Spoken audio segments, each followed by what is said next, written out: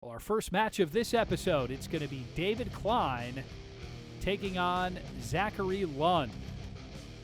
Yeah, so our first time seeing David Klein and Zachary Lund here. Zach Lund out to a 1-0 lead in this best-of-3 series against David Klein. Yeah, so we'll see what strategy both competitors want to take here. It looks like David might be lined up for that upper right-hand side bullseye, or no, actually the lower right-hand side bullseye, and Zach going right down Broadway. Well, we'll see if that is a bullseye for Lund. It was ruled a bullseye for both competitors there, so nice start for each thrower here. David was able to hit that lower right-hand side bullseye. We'll see what he wants to pop up to that up right-hand side bullseye now. And we'll see what Lund wants to do with his second throw. Lund going for that upper right-hand side bullseye. Looks like he might have hit that, Joey, popping through on the right-hand side. The official coming in to get a look and see if it is a bullseye for Zach Lund. Just missed it. Yeah, ruled a 5, but very close. You can see Lund none too pleased with that throw, and David with another nice bullseye and a chance for what we dare not speak. Oh, and you can just see there, I don't believe he called for a second. He just wants that flashlight to see if he in fact did hit that bullseye on the right-hand side. You've got to get red on both sides of the blade for it to be a bullseye. And Zach Lund just missed it on his second throw. It's David Klein out to the early lead here, 12-11. Yeah, so David going for those two lower bullseyes to get his match started here, and going for that upper left-hand side bullseye, and it looks like he might have hit that unicorn there, Joey. Zach returning to the bottom right-hand side bullseye, and he is off the mark. So it is a unicorn for David Klein. What a start here in game number 2 for Klein against Zach Lund, who just threw a 3. So all of a sudden, David Klein has a 4-point advantage. Yeah, David throwing lights out here. 3 consecutive bullseyes, down 0-1, knowing he wants to stay in this A bracket as long as possible. So he is coming out guns a-blazing. Looks like he's lined up for that upper right-hand side bullseye, and we'll see if he has 4 consecutive bullseyes there, Joey. It's going to be close. Looks like that's going to be a 5 there for Lund, and it looks like a 5 there for Klein. We'll just wait for the official ruling, and there it is. So Klein and Lund just missing a bullseye there. First 5 for Klein. Meanwhile, a nice response from Lund after that 3, so it remains a 4-point advantage for David Klein. Yeah, and for Zach going into the turn here, you know, he'd like to at least get a point here on David before they switch sides. So it looks like David Klein going for that middle bullseye there, and it looks like that's going to be a flush bullseye there, Joey.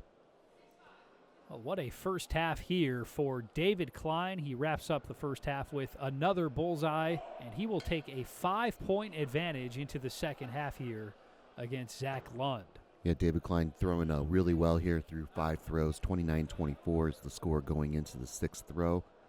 We'll see if changing sides can affect either thrower. Zach for the positive, and David will see if he can continue throwing lights out here.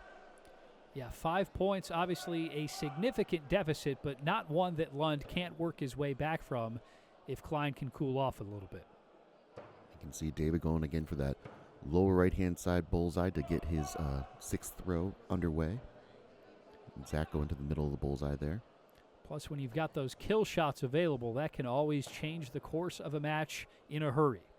Absolutely. So again, Zach unable to get a point there on David Klein, still down by 5 going into the 7th throw.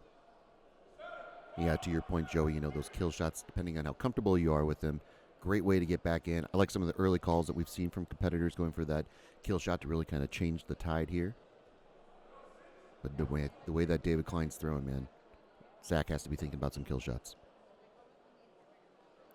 It looks like it might be another bullseye there for Klein. And ruled a 5 there for Zach Lund.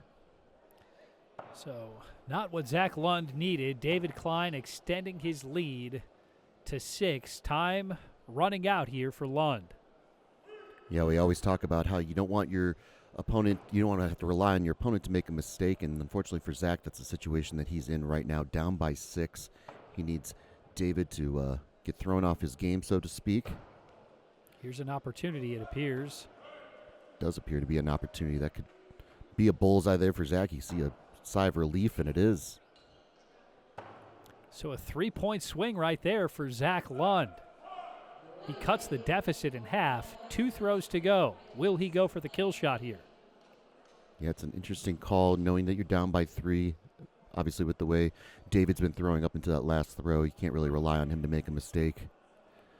Maybe he's going to roll the dice and hope that maybe he can get an extra point or 2 here on David and then make the kill shot call there on the 10th throw.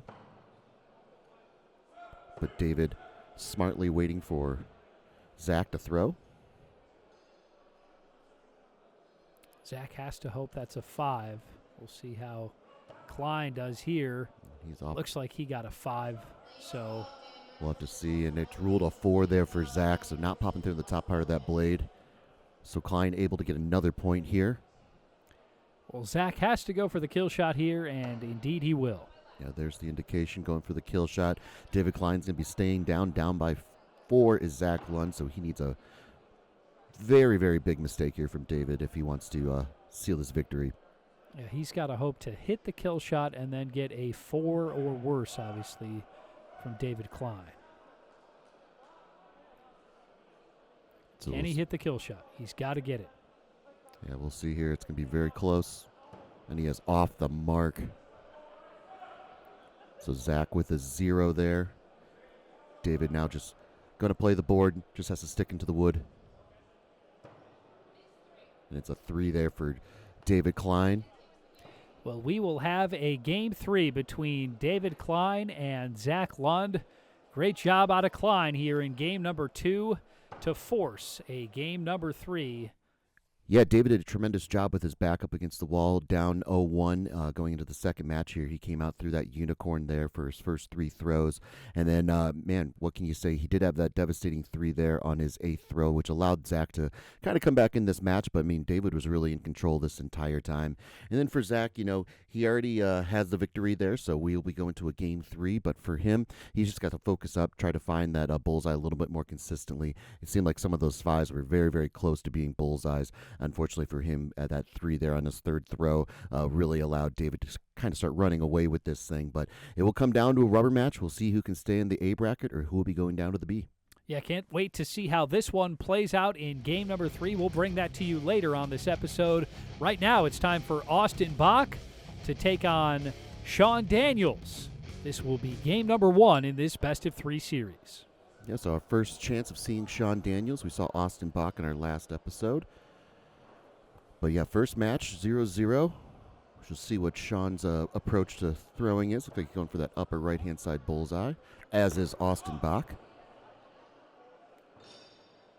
Be a bullseye there for Austin. And it's a 5 for Daniels. So very close to being a bullseye there for Sean. Let's see if he continues to go for that upper right-hand side bullseye or if he's going to switch over. Looks like he's going for that upper left-hand side, as is Austin Bach. We'll see if that's a bullseye for Bach. It's ruled a 5. They ruled a couple 5s there, actually. And so Austin Bach still with a 1-point lead going into the 3rd throw.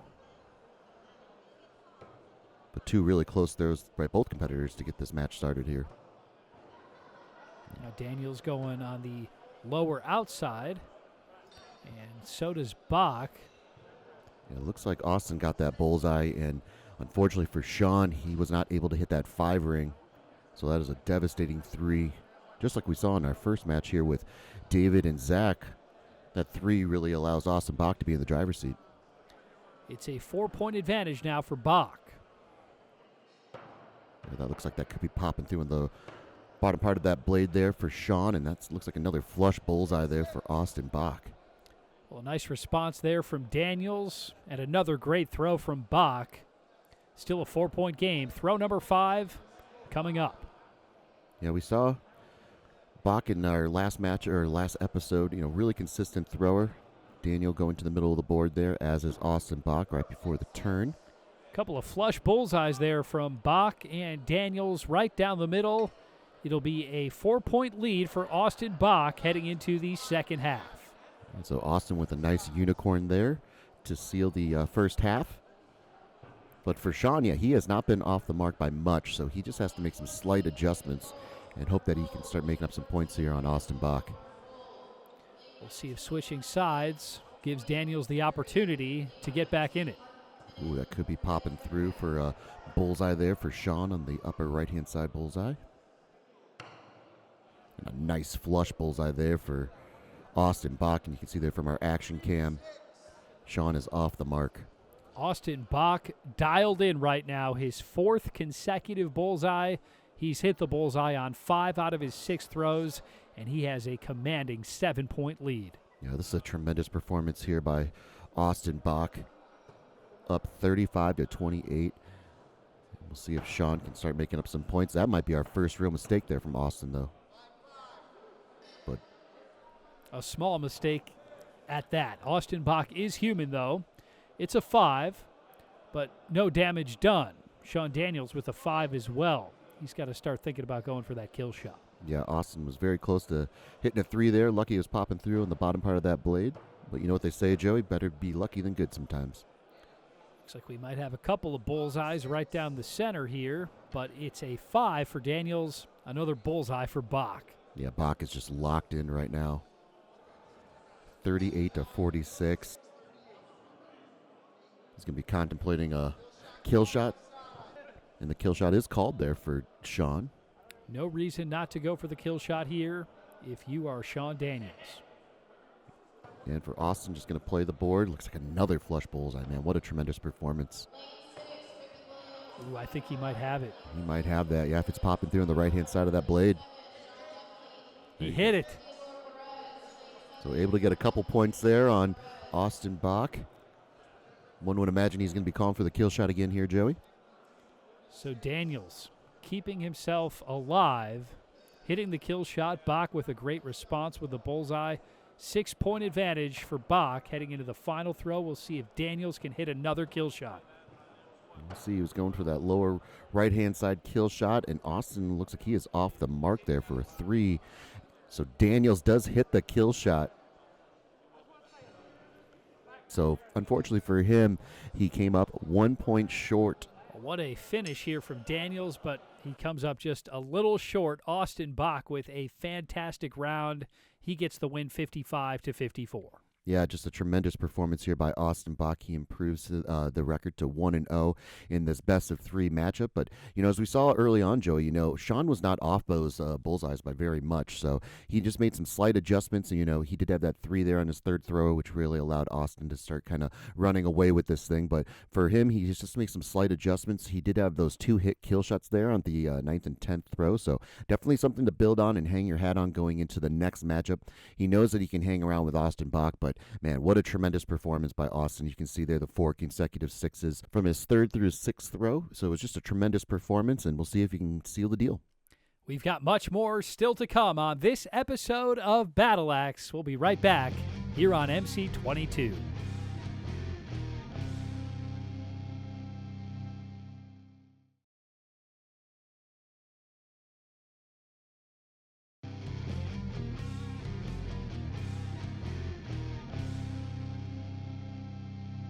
Welcome back to Battle Axe. I'm Joey Daniel alongside Bobby Bradford, coming to you from the WATL Championships in Appleton, Wisconsin. It's a best-of-3 series between each pair of competitors. The winner advances in the A bracket. The loser drops down to the B bracket. A double elimination tournament to crown a WATL champion. Our next matchup, Connor Steck. He'll be taking on Jake Pigeon. Yeah, so again, our first time of seeing both Steck and Pigeon. Connor down 0-1 in this best-of-3 matchup. Going for that upper right-hand side bullseye is Steck. And going right down Broadway is Pigeon.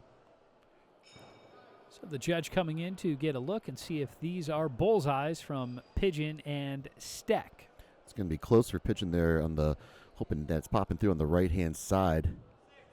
But ruled a 5 there, and a nice bullseye there for Steck to get this match started. So a nice start here for Connor Steck in a game that he has to have if he wants to avoid the B bracket. Yeah, so we'll see what his approach is. Looks like he's going to be going for that upper left-hand side bullseye. Going to be hoping that that's popping through in the bottom part of that blade for a 5, and then Pigeon is going to be hoping that that's at least a 4, not a 3. Oh, but ruled a 3. Well, Steck quickly building a 3-point lead here over Pigeon.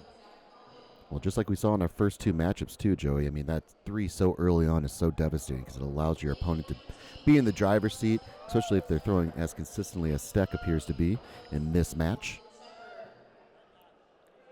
But it looks like that could be dangerously close to being another three there for Pigeon.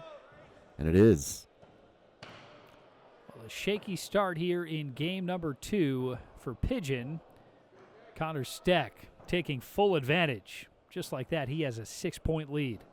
Yeah, in the blink of an eye, he hits 17-11 on the fourth throw. And again, Pigeon just seems like he's a little off. That could be popping through in the top part of that blade there for a 5. But we'll have to see if Stex is popping through on the right-hand side, and it is for a bullseye. So even though Pigeon can right the ship, Stex still is able to get a point on him. Looks like Pigeon coming in for a word with the official. Getting a score check just to see what he's down in an early kill shot call here. Again, this is some of the strategy we've seen with other matches here, Joey. Trying to get back in this thing before the turn. Oh, and it looks like he's a little high there off the mark. Might have the 6 ring with the bottom of that blade. And he didn't get it, so a devastating turn of events here for Pigeon. Yeah, and although he didn't hit that kill shot, though, Joey, I do like the call. You know, he had those 2 threes on his second and third throw. He knew he needed to get back in this thing. He was down by 7. So, unfortunately for him, going into the turn, he is down 28-16, and he's got a lot of work to do, and he's got to hope Steck makes some mistakes. Yeah, if you're Connor Steck here, up by 12, you just put it on cruise control. Make sure you hit everything in the center there, and you should be able to coast to victory. Yeah, absolutely. You can see Connor returning to the middle of the board there. He got this match started by going to that upper right-hand side bullseye, so I think he's just content to play the middle of the board and know that he can survive and live to play another game. He's up by 14 now, 34-20. He's still getting a little aggressive. Well, you can still get your practice in. Looks like that's going to be a 4 there for Pigeon. We're going to have to see. That could be a 3 there for Steck. And it is. So Pigeon able to pick up a point, but barring some small miracle, it's going to be too little too late here. Connor Steck well in control of this one. Yeah, going for that upper left-hand side bullseye. It looks like he could be popping through in the top part of that blade for at least a 5. Possibly a bullseye. We'll get a closer look here on our action cam, and I think he's got that bullseye there on the right-hand side there, Joey. So we'll see what the official ruling is here, and it's a 5 there for Pigeon. So it looks like a 5 popping through there for him. So Connor Steck well on his way to forcing a Game 3 here against Pigeon. Be great. We'll get to see another Game 3. Absolutely, and we'll see maybe we get a couple kill shots called here on the 9th or 10th throw. Looks like Steck's going to be playing the board there. It seems like Pigeon liked that last throw. This is a nice job out of Pigeon to just build some momentum that he can carry into Game 3 here after a very shaky start here in game number 2. Absolutely, great point, because it's very similar to Sean Daniels in our last matchup that we saw. You know, having those 2 kill shots that he hit on the 9th and 10th throw have to be great motivators going into the next match. So, kill shot called by both competitors. And why not? Great practice here for both Pigeon and Steck. Steck off the mark. We'll see if Pigeon can hit. He's off the mark as well. So Connor Steck forcing a Game 3 here against Jake Pigeon.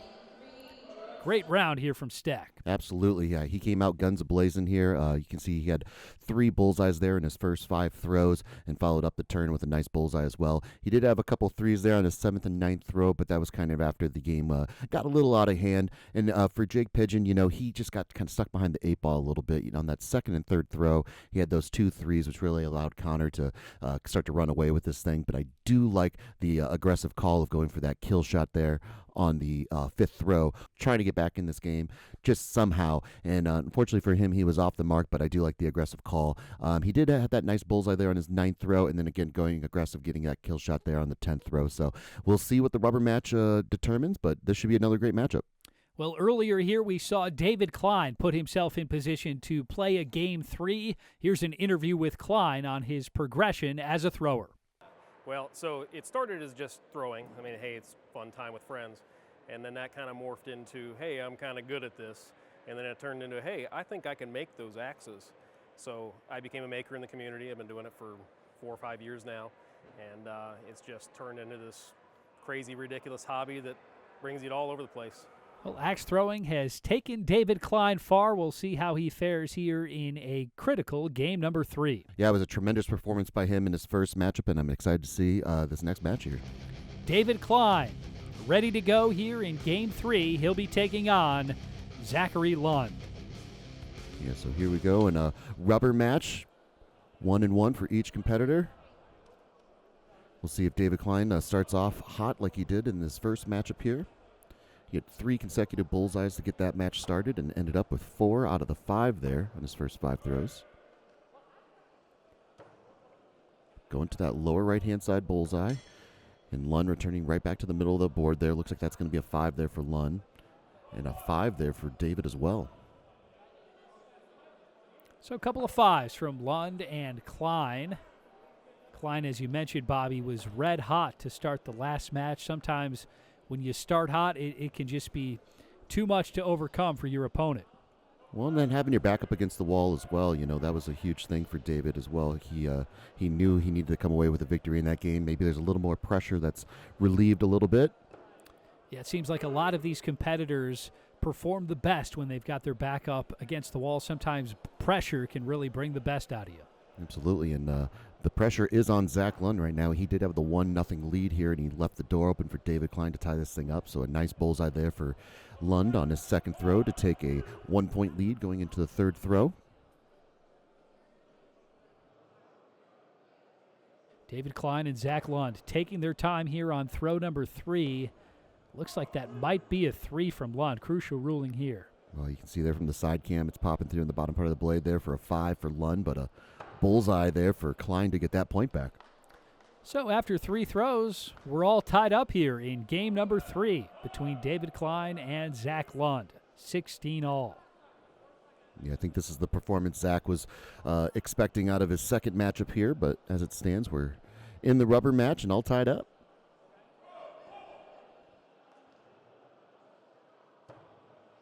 Nice throw there by David. Looks like that could be a bullseye there for both competitors. Oh, we'll have to see there on the right-hand side. But ruled a 5 there for David Klein, so not popping through on the right-hand side of that axe. And a flush bullseye for Zach Lund to give him the lead once again. 22-21, throw number 5 on the way. Yeah, the two have been trading points the last 3 throws. But both competitors really meticulous in their approach.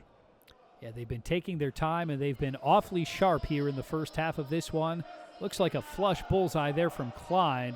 Lund appears to be frustrated with that one. Yeah, looks like that's going to be ruled a 3 there for Zach Lund. So just like in his first matchup, he finds himself down after the turn, 27-25.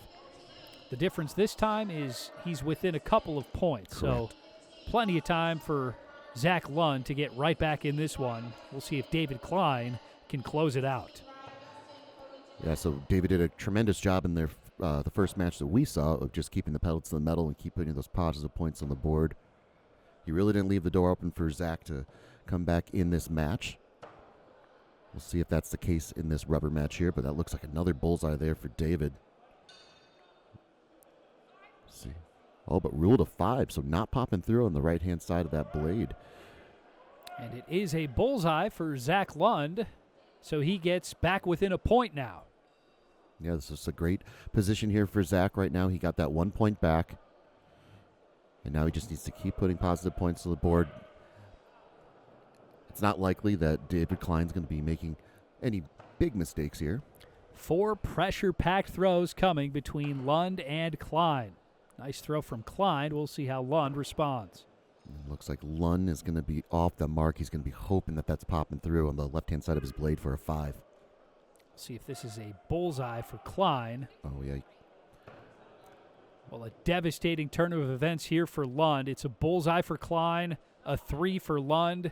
That makes it a 4-point advantage for Klein with 3 throws to go. You can just see in the body language, Zach Lund is none too happy with that last throw. He worked so hard to get this thing within 1.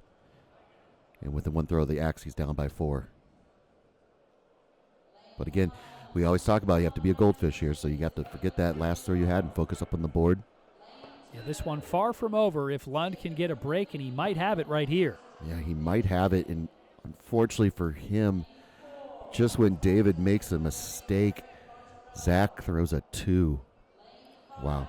So David Klein left the door open, and Zach Lund unable to take advantage. He's down by 5 now with 2 throws to go. Got to be kill shot time. Yeah, Zach calling for the kill shot. David, I didn't see an indication from him. I believe he'd be happy just to continue to play the board. He's going to wait for Zach to throw. But yeah, Zach needs this not only to get back in this game, but just for motivation's sake. Well, it's going to be close. We'll have to see what the judge rules on that. So a little pressure here on David Klein with this throw. And for him, he's just locked into that board. He's off the mark there, going down Broadway. Ruled a 5 there for David and a 6 there for Zach, so he is able to get a point. But so he's within 4 now. And, of course, he'll be going for the kill shot again, and David Klein says, I will not be going for the kill shot. I'm not going to be going for the kill shot. He's going to be, again, waiting for Zach to throw, knowing that Zach has to hit this, and then he just has to hit a 4 or better, and then he can advance in the A bracket here. But the tension, you can see he can barely even look at the board. Oh, and he is off the mark. So David sealing the victory. A great effort from Zach Lund. Made this one interesting, but David Klein is going to get the win and stay alive in the A bracket. Lund will have to try and work his way back down in the B bracket. 46-42, the final in this one. Yeah, David with a little show of sportsmanship going for that kill shot there on Zach's board. But, yeah, David Klein advances 2-1 over Zach Lund, 46-42. You know, he just did, again, another tremendous job of consistently throwing. You know, he had those bullseyes there on his 3rd, 5th, and 7th throw. Not as many as we saw in the first matchup between these two, but for him, again, he just minimizes the mistakes. He didn't leave that door open for Zach to come in. That 3 that he did throw on his 8th throw, Zach was unable to really capitalize on, and unfortunately for him, he threw a 2. But for Zach Lund, he just needs to regroup. He's going to go down to the B bracket, but we saw some really good throws out of him. I know he can put it all together. He just needs to, like all throwers, eliminate those 3s and, of course, those 2s as well if he wants to continue in advance and take home a championship. Well, we've got a couple of matches to bring you the conclusions of. We'll show it to you straight ahead here on Battle Axe. Stay tuned here to MC22.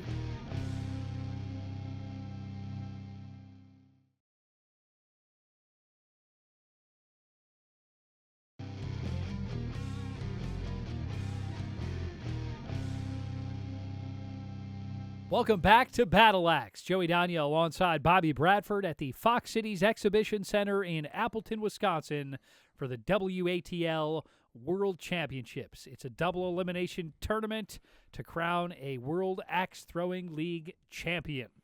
We've got a Game 3 to bring you here in this best of 3 series. Let's get right to it. It's going to be Connor Steck taking on Jake Pigeon. Yeah, so we saw Connor and Jack go head-to-head. Connor Steck was able to tie this thing all up 1-1 to force a Game 3 with a really nice match there for Speck. Yeah, he had a great round. Could have been even more had he hit the kill shot on his final throw. Looks like that's a better start there for Pigeon, though. Looks like it's going to be a bullseye there for him and a 5 there for Connor. Well, nice start here for Jake Pigeon.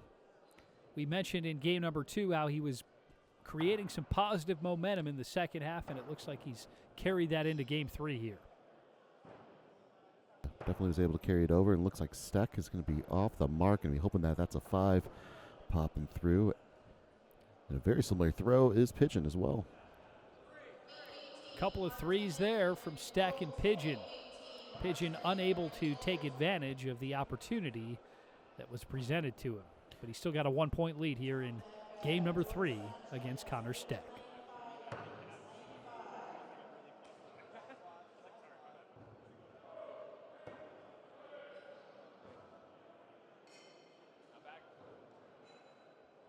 We did see Connor throw a couple threes, and it looks like he's dangerously close to throwing another one, but ruled a 5 there for Connor. So Connor Steck able to put himself in the driver's seat now. He's up 13-12. Well, just like we saw in their first matchup too, Joey, Jake has now thrown a 3 on his second and third throw in consecutive matches. It's just not something that's going to get the job done. That looks like it might be a bullseye from Pigeon. We'll see if it's popping through on the left-hand side there for Steck, and it's not, ruled a 5. So we have got a tied game here between Steck and Pigeon. Yeah, 18 all going into the 5th throw. Looks like that's going to be a bullseye there for Connor. And we'll see here. That could be a 5 popping through there for Jake. Oh, yeah, we'll see there. That's going to be a 5 there for Jake and a bullseye for Connor. So Connor Steck with a flush bullseye to retake the lead. He's up by 1 heading into the second half. Well, for Jake, in this rubber match, he's definitely in better position than he was in their second matchup going into the turn. So 24-23, Steck with the lead. We'll see who blinks first here, Joey. This series up for grabs here with these final 5 throws between Connor Steck and Jake Pigeon. That could possibly be a 4 there for Connor. And it looks like, if it's popping through the top part of that blade, that's going to be a bullseye there for Jake. We'll see what the official word is here, though. Big ruling coming here. You can see, Connor's going to be hoping that that's a 4. Well, we are all tied up once again in this back-and-forth battle between Pigeon and Steck. 28 all, 4 throws to come. Pigeon get a closer look at his throw. Very close to being a bullseye, but ruled a 5 nonetheless. He is able to pick up a point and tie this thing up. But again, Connor getting the throw off, and Pigeon, that's popping through on the right-hand side of his blade, Joey. That's going to be a bullseye there for him. Meanwhile, Steck has to hope that's into the 5 ring. Looks like it's not going to be, though. Wow. What a turn of events here. Jake Pigeon picking up 3 points. After a 3 from Steck, he throws a bullseye. And just like that, he's up by 3 with 3 throws to go. Yeah, just a great job there by Pigeon of capitalizing on Connor's mistake there. It looks like that's going to be a 4 there for Connor. We'll have to get an official ruling here on Jake's throw. We'll see if that is a 5 or a 6. Ruled a 5 there for Jake, so flirting with the 3 there after that last great throw there by Pigeon. You hate to follow it up with a 3, but he is able to pick up another point, 35-39 going into the 9th throw. And Connor calling for the kill shot. Well, a crucial kill shot attempt coming here from Connor Steck. Down 4. He's got to at least get the 6. And you can see he's off the mark. Very similar to his first kill shot attempt that we saw. So Pigeon happy to play the board. Going to take his 4. I'm expecting another kill shot call here for Connor. We'll see if Pigeon goes up with him. Well, no reason for Pigeon to have to go up for the kill shot. Connor Steck has to do it. He's down by 8. They're down by 8. Jake is going to be staying down. Rightfully so. We'll see how it plays out. And Steck is closer, but still looks off the mark. Pigeon just going to throw it at the board, knowing he's got the victory. It'll take his 0.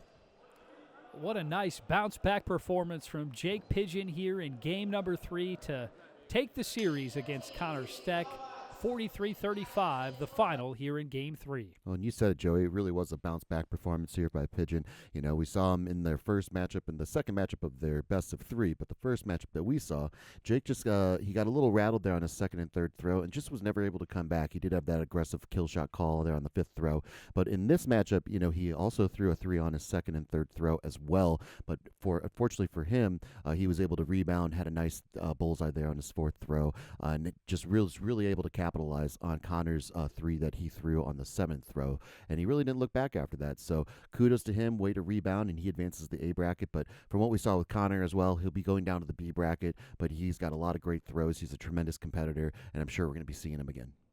Well, earlier here we saw Sean Daniels come up just 1 point short against Austin Bach. He hit back-to-back kill shots to end it, making game number 1 very interesting. Here's an interview with Daniels on how he started. I started throwing in 2022. At that time, I was in a rough space mentally and emotionally because I lost my father in November of 2021. So axe throwing provided an outlet for me to relieve those emotions and stress that I was dealing with. And I went into the venue in my hometown and I got hooked.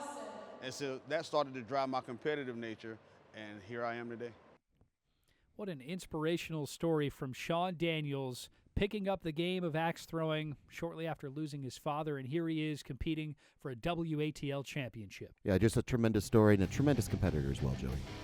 Austin Bach will be taking on Sean Daniels here in game number 2. Yeah, so Austin Bach just had a tremendous performance in their first matchup, taking the victory 55-54. Sean, not to be outdone, though, did have those 2 kill shots on his 9th and 10th throw, which should give him a little bit of momentum, but you can see there, throwing his arms up. Looks like that's going to be a 3 there for Sean. Yeah, the fact that Daniels hit 2 kill shots and Bach still got the victory tells you just how sharp Bach was in that game. He's had a fantastic tournament thus far. Oh, yeah, he's been a tremendous competitor, just really consistent. He has his process down. And he's out to the 3-point advantage already here in game number 2. Looks like Sean very close to hitting a bullseye there on the top part of the blade. We'll get an official ruling here, but that's even tough from our side camera to see. But ruled a couple 5s. So still a 3-point lead here for Austin Bach. Daniels getting a closer look. We'll see if he wants to get a second opinion. He's going to take the 5, though. Yeah, it was definitely worth a look. That was a very, very close throw there for Sean Daniels, but unfortunately for him, it's a 5.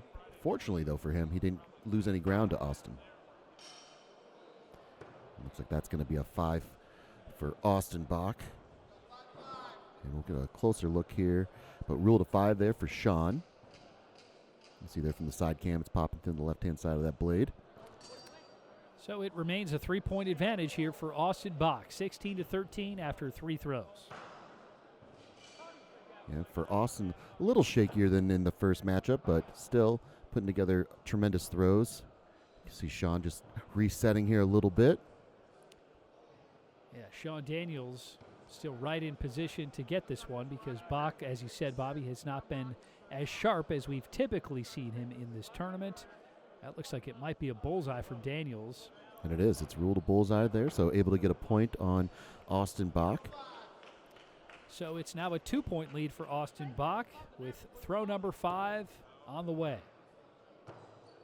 And Sean returned to the middle of the board. That looks like a flush bullseye, and you can see Austin just devastated by that throw. The axe sailing on him a little bit, and that's going to be a 4 there for Austin Bach. So a very rare mistake out of him right before the turn. Daniels with a flush bullseye to tie this one up, 25 all. That's back-to-back bullseyes for Daniels. We've got a good one brewing. Well, it looks like he's off the mark, so he's not going to hit the unicorn. But he's hoping that he can at least keep pace with Austin, which he does. So hoping not to lose any ground, and does not to Austin Bach. So this game remains tied going into the 7th throw. 28 all between Daniels and Bach. 4 throws to go here in game number 2, a game Daniels has to have to force a game 3. Looks like that could be a 5 popping through there for Sean Daniels. We'll see about Austin's throw. He might be popping through at the bottom part of that blade. And ruled a couple 5s. Daniels and Bach exchanging blows. Who's going to come out on top here in game number 2? Just 3 throws to go. Yeah, so both players focused up, throwing a tremendous matchup. Sean with his back up against the wall. Knows he needs every point that he possibly can get.